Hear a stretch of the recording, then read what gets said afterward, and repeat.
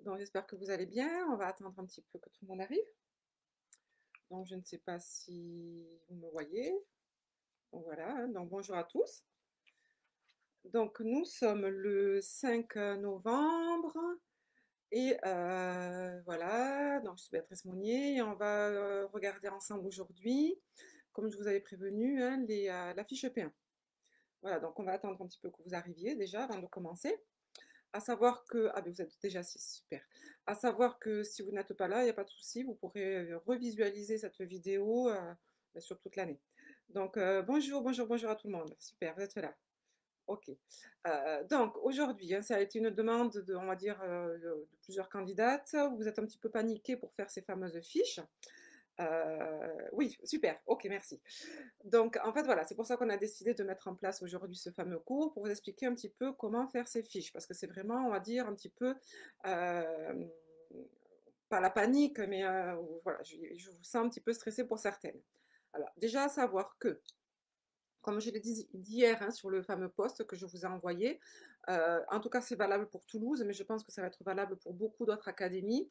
Vous allez avoir à la fin de cette semaine en principe, parce que bon, malheureusement, avec ce qui se passe actuellement, le Covid et ainsi de suite, voilà. Mais en principe, il devrait, donc je parle là de Toulouse, hein, il devrait y avoir le calendrier, justement, et avec notamment toutes les nouvelles recommandations. On ne va pas parler de réforme, on va plutôt parler de recommandations pour notamment les fiches P1 et pour le projet d'accueil réel pour le P3. Voilà. Chaque année, alors bien sûr, hein, comprenez bien qu'il y a, on va dire, ce qu'on appelle un référentiel, il y a, on va dire, des consignes qui viennent d'eux, tout simplement du ministère de l'Éducation nationale. Et puis après, si vous voulez, chaque académie va mettre en place tout simplement ses propres petites consignes. Donc c'est pour ça que vous avez certaines académies qui demandent une fiche P1 en une seule page, ce qu'on appelle recto. Donc ça c'est le cas pour Toulouse si ça ne change pas. Je dis bien si ça ne change pas, je vais vous expliquer pourquoi. Vous avez après des académies qui demandent en deux pages, donc recto verso, et vous avez des académies qui depuis l'an dernier, je dis bien depuis l'an dernier, demandent en trois pages. Donc c'est le cas de Rouen. Et apparemment, cette année, c'est le cas également de Bordeaux. Mais comme je vous disais hier, il y a peut-être d'autres académies qui ont également modifié. Donc c'est ça en fait, c'est que faites attention. Certaines académies ont décidé cette année apparemment de modifier un petit peu leur, on va dire, la trame et surtout le nombre de pages. Donc, avant de vous lancer vraiment, déjà, c'est vraiment la première recommandation, avant de vous lancer vraiment dans la réalisation de vos fiches, il faut vraiment, vraiment déjà aller voir sur le site de votre académie s'il y a déjà l'en-tête, hein, c'est très important parce qu'une fiche en principe, alors il y a effectivement certaines académies qui n'ont pas d'en-tête particulière. Alors je ne me rappelle plus, mais je sais, il me semble, si je me rappelle bien, mais bon, je dirais des bêtises, je crois, mais il me semble que l'académie de Clermont-Ferrand n'avait pas d'en-tête particulière. Il me semble, ou l'académie de Besançon, je ne sais plus trop. Voilà.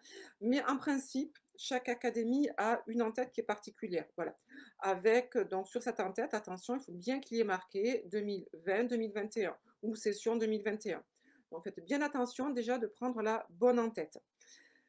Si, attention, si, on va dire, même si c'est pas la bonne en-tête, c'est pas grave, on peut le modifier, on peut mettre, c'est-à-dire si vous prenez, si vous avez trouvé l'en-tête de 2020 et pas encore celle de 2021, mais celle de 2000, c'est juste à modifier. Le 20, on le remplace par le 21.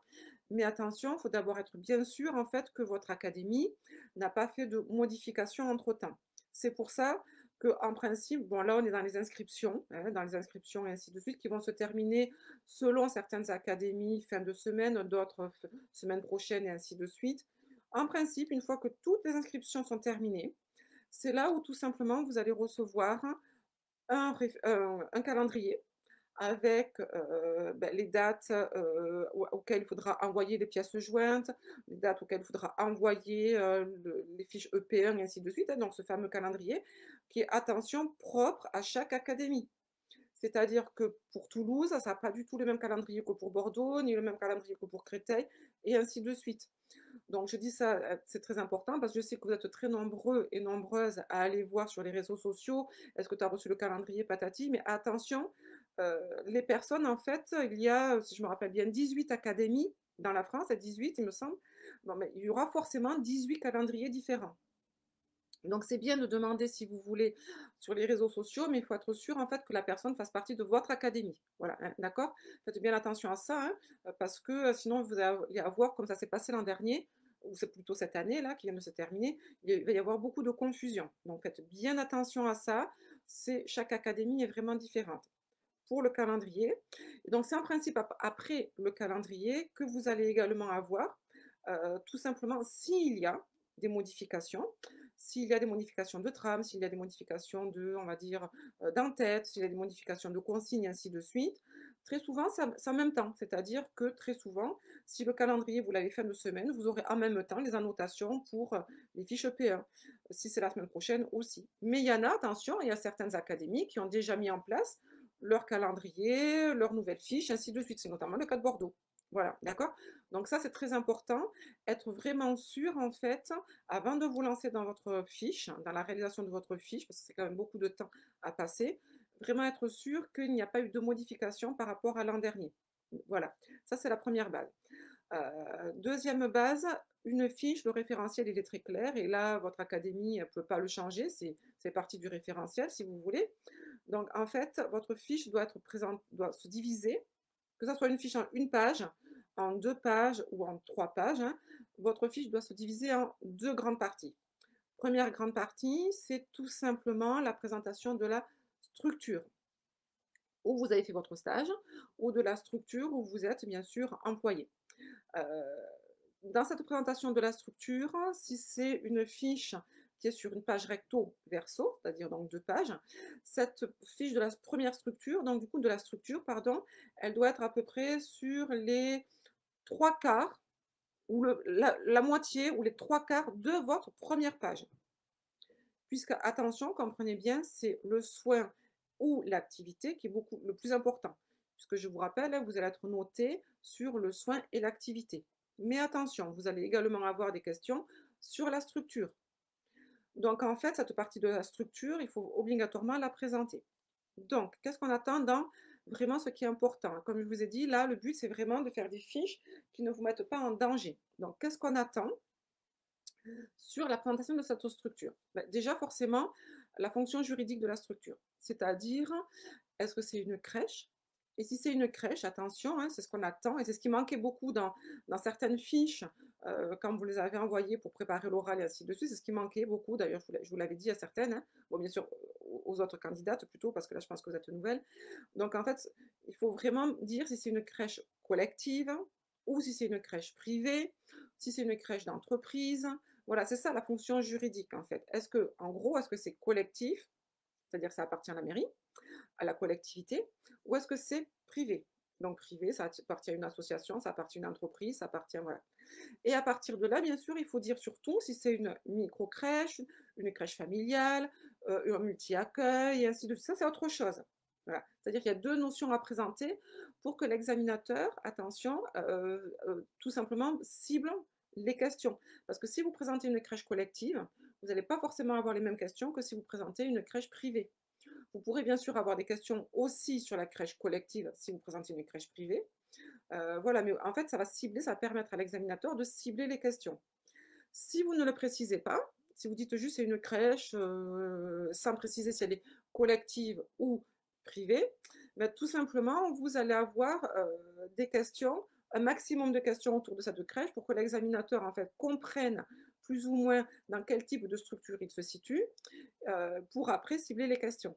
Donc voilà, donc en fait, il faut aider l'examinateur à cibler les questions directement. Dans le but, c'est surtout de ne pas vous mettre en difficulté, de ne pas vous mettre, on va dire, de ne pas vous piéger, et d'anticiper aussi les questions.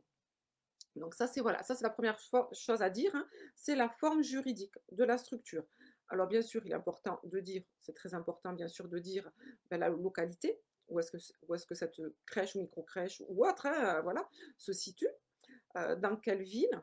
Là, c'est pareil, pour que l'examinateur, tout simplement, ville et département, pour que l'examinateur, tout simplement, ait une vision, en fait, on va dire, des enfants. C'est-à-dire, est-ce qu'on aura plutôt des enfants, on va dire, est-ce qu'on est situé dans un quartier qui est, on va dire, très dynamique, avec une forte population, on va dire, jeune, ou est-ce plutôt on est situé dans un quartier, on va dire, ou dans un petit village, ou dans une petite commune, avec pourquoi pas des possibilités d'activités à l'extérieur, comme aller tout simplement au parc, à la forêt, et ainsi de suite. Voilà, ça donne tout simplement une vision à l'examinateur sur les types de questions. Toujours pareil, en fait. Tout ce que vous allez dire sur votre fiche, n'oubliez pas que ça va tout simplement amener les questions. Si vous êtes dans une petite commune ou si vous êtes tout simplement dans une crèche collective, dans une crèche d'une collectivité, mais à côté d'un parc, vous pouvez tout simplement avoir des questions sur la réglementation des parcs. Ça fait partie de la partie T1 du référentiel, hein, la réglementation des parcs et des jeux extérieurs.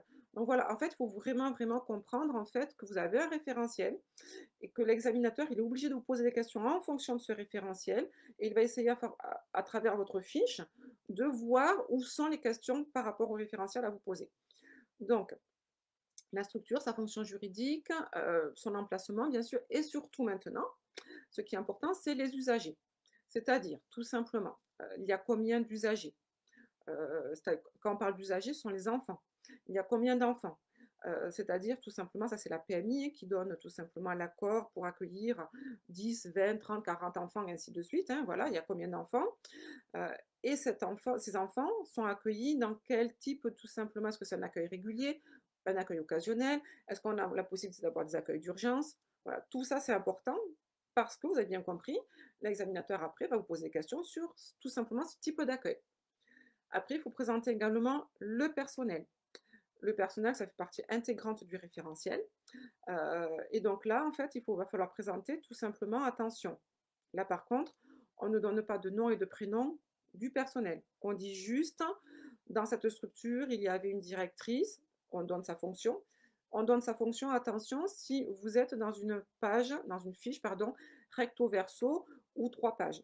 Si vous avez une fiche qui est uniquement sur un recto, là, attention, les fiches sur un recto, comme c'était le cas jusqu'à présent sur Toulouse, on va voir s'il va y avoir des modifications.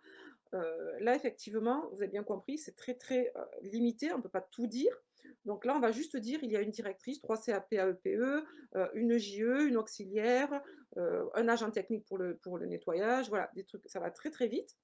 Par contre, si vous avez une fiche à faire en 2 pages ou en 3 pages, là, effectivement, les examinateurs, ils attendent essentiellement surtout, bah, le rôle. C'est-à-dire le rôle de chacun, chaque professionnel, pour voir tout simplement si vous avez bien compris quel était le rôle de chaque professionnel.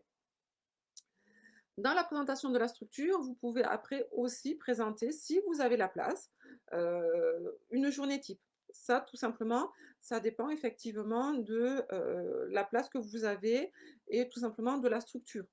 Vous pouvez également présenter tout simplement le projet de l'établissement, surtout si c'est un établissement qui est relativement, on va dire, innovant, comme ça peut être un établissement très écologique, où on a de plus en plus de crèches qui sont bilingues ou trilingues, ou des crèches qui ont, comme je vous ai dit, hein, un projet d'établissement basé vraiment sur l'écologie, le respect de la nature, le développement durable, ainsi de suite. Si c'est le cas, effectivement, c'est intéressant de le présenter et donc du coup, vous pouvez le présenter. Voilà. Donc en fait, dans cette première partie qui, je répète, est donc la présentation de la structure, vous devez présenter la fonction juridique, bien sûr le lieu, le rôle des personnes, le personnel, projet d'établissement si vous avez, si c'est intéressant bien sûr, les usagers, le nombre d'usagers à accueillir et d'enfants, pardon, hein, qu'on peut accueillir, leur âge et comment les accueillir. Voilà, ça c'est important. Après, vous pouvez dire tout ce que vous voulez d'autre. La présentation, si vous reste de la place. Là, c'est si vraiment il vous reste de la place. La présentation de la crèche ou de l'établissement, hein, si, on va dire, si vous jugez nécessaire. Ça, c'était pour les crèches. Si vous êtes en tant qu'assistante maternelle, je sais qu'il y en a beaucoup en tant des assistants maternels. Si vous êtes en tant qu'assistante maternelle, ou si vous avez fait un stage chez une assistante maternelle, ou si vous avez fait un stage chez une maison d'assistante maternelle, ou si vous êtes garde d'enfants à domicile, ben là, c'est pareil. On suit la même trame, mais là, par contre, dans la forme juridique, eh ben, tout simplement, vous allez mettre salarié. Parce qu'une assistante maternelle, elle est salariée de tout simplement d'un employeur qui est donc le parent. Donc là, vous êtes salarié. Il va falloir dire tout simplement depuis quand vous êtes, on va dire, depuis quand vous êtes agréé, et surtout qui vous a agréé, quelle est la PMI qui vous a agréé, les formations que vous avez fait, les heures de formation que vous avez fait. Voilà, ça c'est dans la partie, si vous voulez, fonction juridique. Après, dans la partie usager, tout simplement, là, c'est l'agrément. C'est-à-dire, il va falloir dire, j'ai ou l'assistant maternel a, un agrément pour 3 enfants ou 4 enfants, voilà, ou avec une dérogation.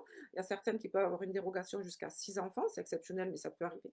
Voilà, et donc là, dire tout simplement l'âge, les tranches d'âge. C'est-à-dire si vous êtes stagiaire, dire: «Lors de mon stage, elle accueillait, 3 enfants, qui avaient, 0», voilà, et vous donnez les tranches d'âge. Je sais qu'il y a ça arrive beaucoup, hein, beaucoup d'assistants maternels qui sont, si vous voulez, surtout là actuellement avec le Covid, hein, qui n'ont pas forcément, on va dire, d'enfants actuellement ou qui sont tout simplement en congé parental ou en maternité, ainsi de suite, et qui tout simplement, depuis 1 an, n'ont pas forcément d'enfants. Donc là, il faudra tout simplement dire, hein, que, vous avez un accueil, que vous avez, une autorisation, si vous voulez, un agrément pour accueillir 3 ou 4 enfants. Ces enfants ont de 0 à 18 ans ou de 18 mois à 18 ans, ou voilà, en fonction de voilà. Et puis tout simplement, ben, vous parlez pas malheureusement, on va dire, du nombre d'enfants pour pas voilà, tout simplement, il y a pas de vous allez pas dire: «Actuellement, je ne garde pas d'enfants». Ça va faire un petit peu donc vous le dites pas, tout simplement. Voilà, vous dites: «J'ai un agrément pour 3 enfants de 0 à 18 ans ou de 0 à 18 mois, ou en fonction de votre cas». Par contre, les assistantes maternelles, effectivement, il est important quand même de présenter tout simplement le domicile.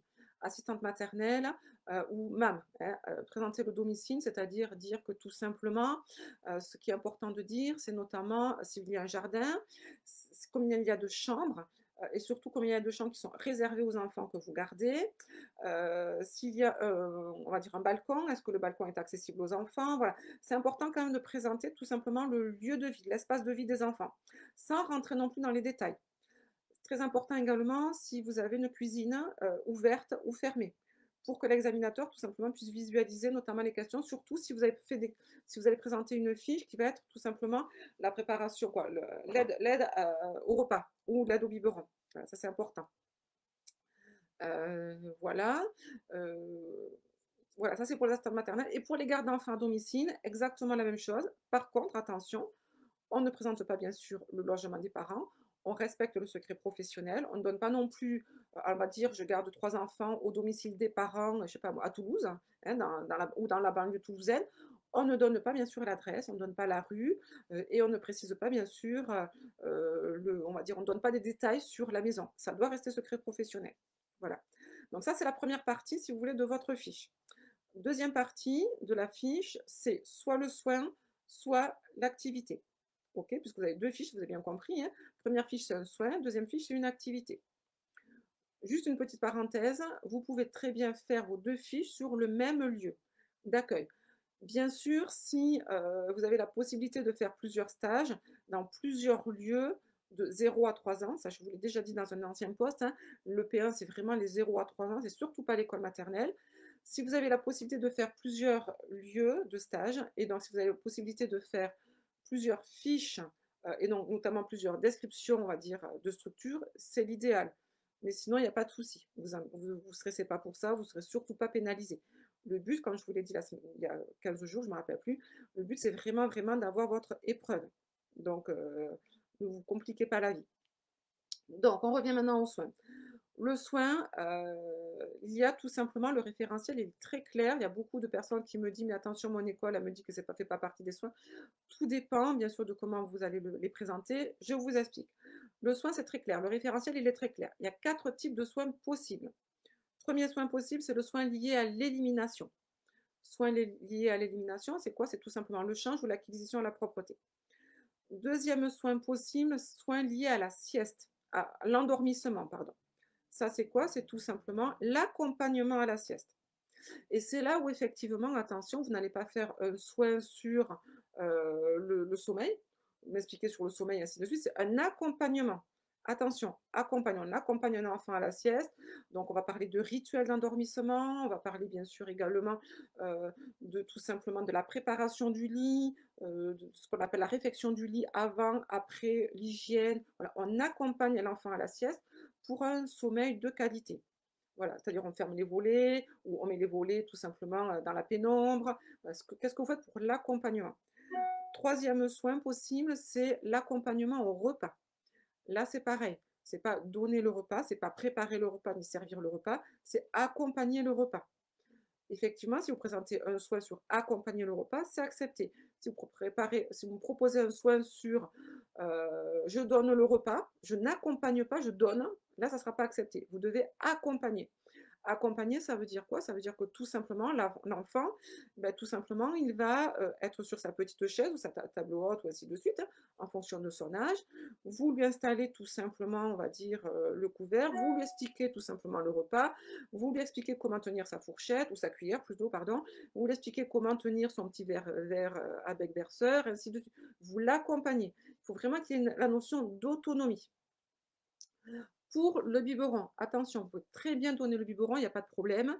Là, effectivement, on est, voilà, on donne le biberon. Là, on est tout simplement dans la préparation du biberon, dans comment on s'installe pour tout simplement, on va dire, donner le biberon, et bien sûr aussi, la pédagogie active.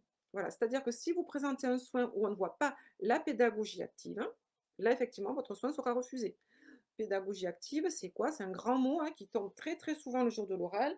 Pédagogie active, c'est tout simplement, on accompagne, on commence déjà dès le plus jeune âge, même à 6 mois, on commence à expliquer à un enfant, on parle, on explique, voilà, on parle et notre parole, notre gestuelle va faire que l'enfant, tout simplement, petit à petit, même dès l'âge de 6 mois, même dès l'âge de 3 mois, et ainsi de suite, petit à petit, va commencer à mémoriser certains mots, mémoriser certains gestes, et ainsi de suite.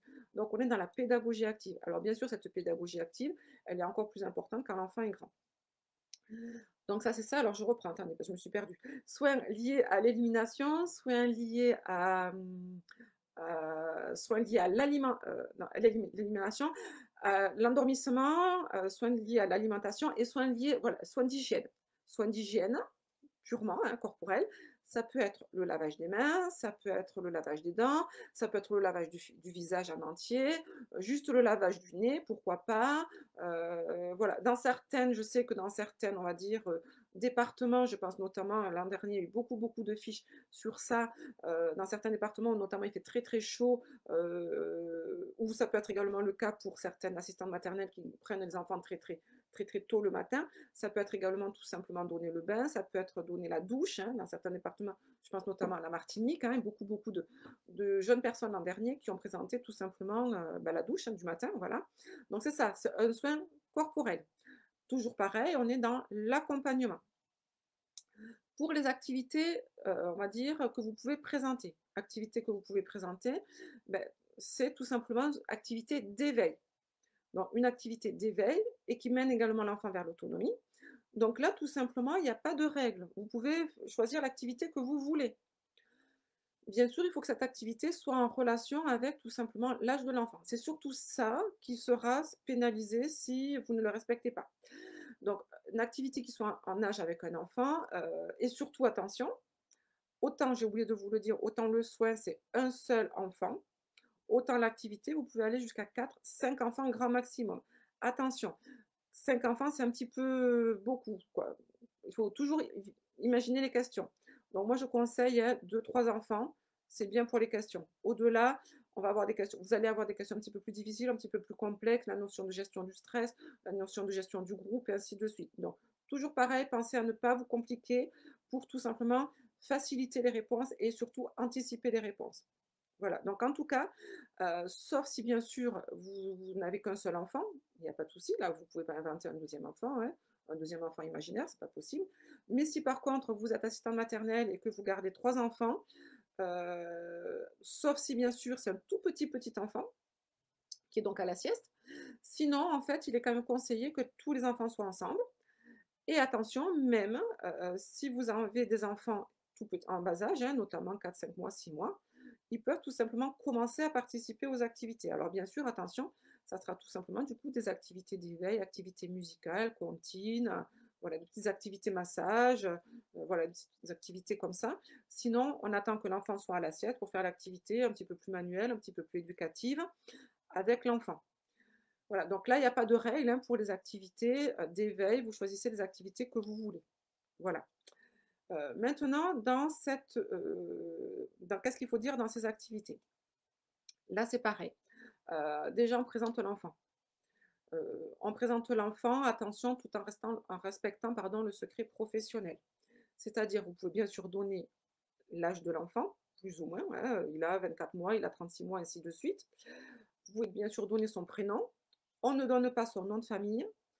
Je ne vous conseille pas de donner sa date de naissance. Je sais qu'il y en a beaucoup qui le font. Moi, je ne vous le conseille pas. Ça dépend. Vous pouvez tomber sur des, on va dire, des examinateurs un petit peu titilleux. C'était le cas, moi, il y a 2, 3 ans. Une de mes élèves, elle avait présenté, elle avait mis la date de naissance. J'ai pas fait attention, en fait. Alors, je crois que c'était pas moi qui avais corrigé sa fiche. Et malheureusement, elle a présenté, bon, ici sur Toulouse, hein, celles qui ont déjà passé sur Toulouse le savent, les examinatrices, examinateurs, mais surtout les examinatrices sont très, très pointilleuses. Donc, je ne vous le conseille pas. Voilà, il faut rester dans le secret professionnel. Donc, tout simplement, on peut dire les prénoms et on peut dire l'âge. Voilà, mais on ne rentre pas dans d'autres détails. L'enfant. Après, qu'est-ce qu'on. Alors, bien sûr, attention, surtout si vous êtes assistante maternelle ou garde d'enfant à domicile, si c'est une fratrie, vous le dites, il n'y a pas de souci. Voilà, c'est un enfant, une fratrie, voilà. Après, attention, il faut présenter tout simplement en fonction du soin que vous avez choisi.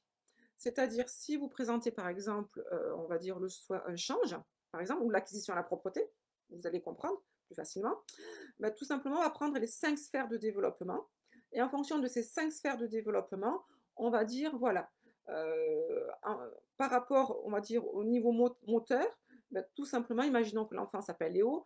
Léo, marche, il peut tout simplement se baisser, se lever, il maîtrise une pince fine, imaginons qu'il ait 24 mois, s'il commence l'acquisition on va dire l'acquisition à la propreté, il a plus ou moins 24 mois, entre 24 et 36 mois. Donc, il peut se baisser, donc il marche, il peut se baisser, se lever, il a une préhension fine, euh, peut-être il maîtrise la notion de latéralisation, voilà, ça c'est au niveau moteur. Après, vous avez au niveau langagier, vous avez au niveau cognitif, au niveau social. Voilà. En fait, il faut tout simplement parler de l'enfant au niveau de ce qu'on appelle les sphères de développement par rapport à votre soin. Si vous avez effectivement une fiche, je pense notamment à la fiche de Rouen, sur 3 pages, et maintenant, donc, du coup, la fiche de Bordeaux, qui est sur 3 pages, effectivement, là, vous avez une trame à respecter. Il y a une trame à respecter, avec tout simplement donc, une sorte de tableau à respecter. Et quand vous êtes au niveau de l'enfant, on vous demande qu'est-ce qu'il aime comme jeu, qu'est-ce qu'il aime, voilà. Effectivement, attention, vous pouvez bien sûr respecter cette trame, mais j'insiste bien, cette trame, elle est là, d'ailleurs, vous voyez, il y a 3 petits points, vous verrez, il y a 3 petits points, c'est à vous de l'adapter, cette trame. En fait, en gros, ce qu'on attend, c'est il faut parler de l'enfant, mais surtout, surtout, n'oubliez pas parler de l'enfant par rapport à l'activité que vous avez présentée ou par rapport aux soins que vous avez présentés. Bien sûr, vous pouvez dire que c'est un enfant qui aime les jeux. Si vous dites, en fait, alors que vous êtes en train de présenter le change, et notamment l'acquisition à la propreté, c'est un enfant qui aime tout simplement jouer au puzzle, faire de la pâte à modeler. Je ne vois pas quel est le rapport, si vous voulez, avec l'acquisition à la propreté. Par contre, si vous me dites, c'est un enfant qui aime bien au niveau, on va dire, alors que vous êtes en train de présenter l'acquisition à la propreté, hein, c'est un enfant qui aime bien, on va dire, manipuler les livres, ou qui aime bien tout simplement les comptines. Et bien à ce moment-là, dans l'acquisition à la propreté, je peux effectivement, pour l'encourager à participer à la propreté, je peux du coup lui proposer une petite affiche qui lui expliquera comment devenir encore plus propre.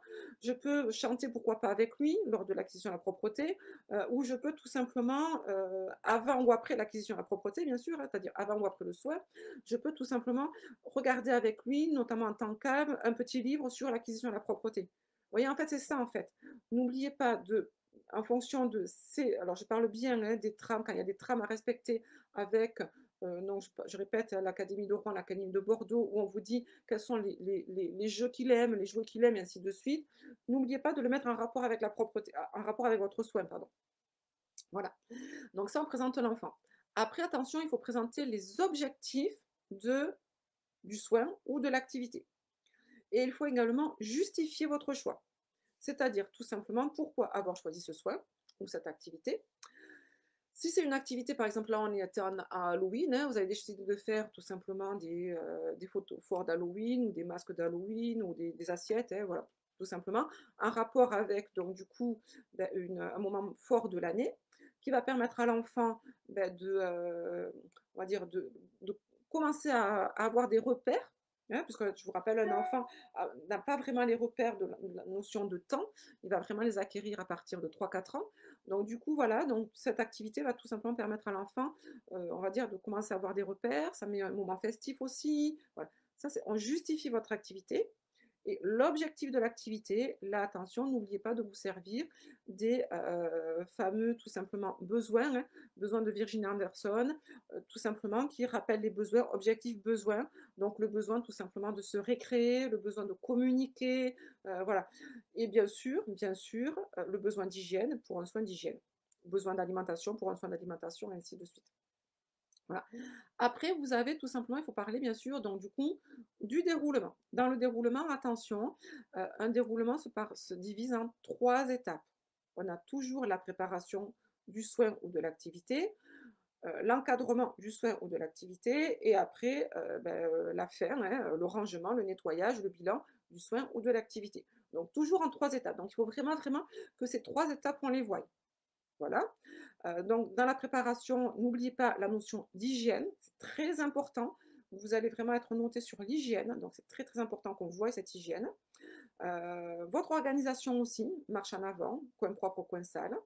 Dans la notion, dans le déroulement, tout simplement, là, c'est la sécurité. On sécurise l'enfant au niveau physique, on fait attention qu'il ne tombe pas et ainsi de suite, mais également au niveau affectif. C'est-à-dire qu'on va tout simplement lui parler, l'encourager, le stimuler. Attention sans trop, on ne stimule pas trop un enfant pour justement qu'il commence à découvrir par lui-même. Ça, c'est la nouvelle, tout simplement, les nouvelles consignes de Giampino. Et bien sûr, à la fin, c'est le bilan. Bilan, tout simplement, pardon, c'est la fin. Alors, à la fin, avant de faire le bilan, pardon, on fait tout simplement un bilan de satisfaction avec l'enfant, si c'est une activité, mais également si c'est un soin, et ainsi de suite. Super, tu as été très mignon, tu as été très sage, voilà. Après, on fait bien sûr le rangement, la désinfection, nettoyage, désinfection, et bien sûr, attention, transmission qui peut être soit à vos collègues, si vous êtes en collectivité, soit sur un cahier, donc ça peut être oral, écrit, soit aux parents. Voilà, transmission est très important pour vraiment montrer que vous êtes en travail d'équipe. Voilà, et votre fiche, attention, doit se terminer, quelle qu'elle soit, par ce qu'on appelle une petite remédiation, réévaluation. C'est-à-dire que vous devez voir tout simplement, en tant que stagiaire ou en tant que professionnel, qu'est-ce que vous pourriez proposer comme amélioration pour les prochaines fois. Ne dites pas, le soin s'est super bien passé, il n'y a absolument rien à modifier. Là, vous n'avez pas du tout, du coup, une vision critique et une vision professionnelle. Parce que malheureusement, un soin parfait, quelque chose de parfait, sauf si vous avez 10 ans ou 15 ans ou 20 ans d'expérience. Mais si ce n'est pas le cas, surtout si vous êtes stagiaire, c'est pas possible. Voilà. Tout simplement, les examinateurs vont juger que ça ne sera pas possible. Donc en fait, parce que tout simplement on débute, donc forcément, il faut qu'on ait un regard critique. C'est valable pour tous les corps de métier, hein, même dans l'enseignement et ainsi de suite.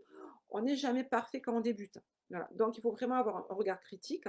Et donc tout simplement dire que peut-être la prochaine fois, bah, ça peut être tout simplement une organisation qui n'était pas forcément suffisamment bien adaptée. Peut-être que j'avais mal positionné tout simplement la couche, par exemple si vous faisiez un soin, et que la couche elle était peut-être un petit peu trop éloignée. J'ai tellement peur que l'enfant ne l'attrape, que je l'avais un petit peu trop éloignée, donc il a fallu que j'étire mon bras, ce qui est peut-être un problème d'ergonomie. Ça peut être, voilà, il faut trouver tout simplement, on va dire, ça peut être également beaucoup, hein, beaucoup de, on va dire, de candidats disent l'enfant était très agité, j'avais oublié de prendre un jouet, donc la prochaine fois, les prochaines fois, je n'ai surtout pas oublié de prendre un jouet, ça peut être un doudou ou tout simplement mettre un portique, hein, au-dessus de l'endroit où l'enfant, où on change l'enfant, surtout pour les bébés, comme ça l'enfant il regarde le portique qui tourne et ainsi de suite, et le soin est beaucoup plus facile. Ça peut être, voilà, c'est quelque chose qui peut être tout simplement, on va dire, si c'est lors d'une activité, ça peut être, ben, je me suis aperçue que mes consignes n'étaient peut-être pas forcément fermes, ou suffisante. Et ce qui fait que lors de l'activité, il y a certains enfants, notamment à 2 ans, ce qui est tout à fait normal à 2 ans, il y a des enfants de 2 ans qui ont essayé de bouger un petit peu, de se révolter, de tirer. Je répète, c'est normal, hein. C'est tout simplement ce qu'on appelle l'âge d'opposition, donc c'est tout à fait normal. Mais dire du coup que peut-être effectivement, la prochaine fois, cet enfant-là, je le positionnerai à côté de moi pour vraiment bien un petit peu, on va dire, le canaliser, et surtout, surtout, peut-être que je mettrai on va dire des consignes un petit peu plus attention, pas forcément ferme ni stricte, mais un petit peu plus précise, pour que justement cet enfant comprenne un petit peu mieux. Voilà, il faut tout simplement trouver une remédiation qui fait que tout simplement, vous avez vraiment une démarche, on va dire, professionnelle, vous vous remettez en cause, vous vous remettez tout simplement oui, en cause pour tout simplement le bonheur, quoi, le bonheur, pas le bonheur, le bien-être, pardon, de l'enfant. Voilà. Donc ça, ce sont tout simplement, hein, pour les fiches. N'oubliez pas bien sûr que ces fiches, comme son nom l'indique, c'est fiches. Donc ça veut dire, ce ne sont pas des romans. Là, ce que les examinateurs, si vous faites un roman, ce qu'on appelle une fiche fleuve, ça ne plaît pas du tout. Donc une fiche, c'est quoi? C'est des petits tirets, c'est des toutes petites phrases, ce qu'on appelle des puces, hein, l'informatique. N'hésitez pas à utiliser des puces. Je fais ça, je fais ça, je fais ça. Vous pouvez même utiliser tout simplement l'impératif, mettre, nettoyer, ranger, vous faites comme vous voulez, mais c'est sous forme de fiche. Voilà. Il faut permettre à l'examinateur tout simplement de visualiser les questions le plus rapidement possible. Surtout, surtout pour les académies où vous ne devez pas envoyer les fiches. Parce que vous allez le voir, il y a certaines académies où vous allez devoir envoyer les fiches. C'est vers le mois, ça dépend des académies, hein, là avec le Covid on ne sait pas trop, mais en principe c'est vers le mois de mars. Et d'autres académies où vous devez amener les fiches avec vous. Donc du coup, les examinateurs, pardon, découvrent vos fiches sur le moment. Donc là, si vous faites ce qu'on appelle une fiche roman, c'est-à-dire vraiment des gros pavés, déjà l'examinateur il va pas avoir le temps de les lire. Donc du coup, vous pénalisez. Et donc là, effectivement, toutes les questions n'auront rien à voir avec vos fiches. Par contre, si vous faites vraiment une fiche avec des petits points, quelque chose de très clair, on n'attend pas une fiche très détaillée, mais on attend tout simplement qu'il y ait l'essentiel. Voilà, l'essentiel, avec vraiment très agréable à regarder. Alors attention, aussi, les grandes erreurs, pas de photos, sauf si votre académie vous le demande. Sinon, il n'y a pas de photo dans une fiche, hein, d'accord? Pas de photo dans une fiche. Donc c'est pour ça en fait qu'il faut vraiment, vraiment que vos explications soient très, très claires. Parce que l'examinateur, il faut qu'il en prenne connaissance de suite. Donc, on fait des fiches claires. Vous pouvez pourquoi pas jouer un petit peu sur les couleurs, mettre des titres en rose, en bleu. Attention, pas de rouge, ni de vert. Je ne conseille pas le vert. Pourquoi? Parce que le rouge, c'est tout simplement, hein, quand on corrige en tant qu'examinateur, on corrige en rouge ou en vert. Voilà, donc vous pouvez utiliser le bleu, vous pouvez utiliser l'orange, vous pouvez utiliser le rose, ce que vous voulez, mais surtout pas le rouge. Le vert, si vous voulez, pourquoi pas, mais surtout pas le rouge. Voilà. Donc, jouer un petit peu sur les couleurs, pourquoi pas, mais il faut également que ça fasse professionnel. C'est-à-dire professionnel, je pense notamment à l'an dernier, hein, une candidate qui était jeune, hein, la pauvre, et qui avait fait une très jolie fiche. Hein. Je crois qu'elle était partie sur Canva me faire sa fiche, ainsi de suite. Mais malheureusement, c'était pas professionnel. C'était très joli, ça n'y a aucun problème, mais ce n'était pas professionnel. Donc, on attend une fiche professionnelle. Donc, des couleurs, oui, mais il ne faut pas que ça soit non plus on va dire, un arbre de Noël ou un feu d'artifice. Il faut que ça soit une fiche technique, qu'on puisse visualiser directement.